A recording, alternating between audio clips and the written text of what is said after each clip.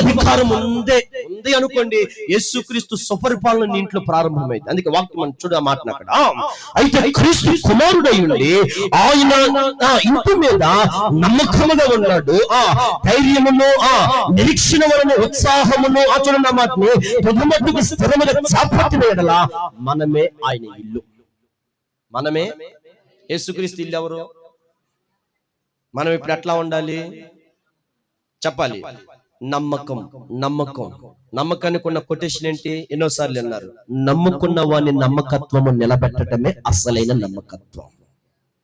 ఎవరి నమ్మకత్వాన్ని? నీ భార్య నిన్ను నమ్మిందా? ఆ నమ్మకాన్ని కాపాడుకో. నీ భార్య నిన్ను నమ్మాడా? ఆ నమ్మకాన్ని కాపాడుకో. ఇంతకు మించి నీ తల్లిదండ్రులు మిమ్మల్ని నమ్మారా? ఆ నమ్మకాన్ని కాపాడుకుందురు గాక. హల్లెలూయా. మనమందరం కలిసి మనల్ని నియమించిన దేవుని నమ్మకాన్ని కాపాడుకుందుము గాక.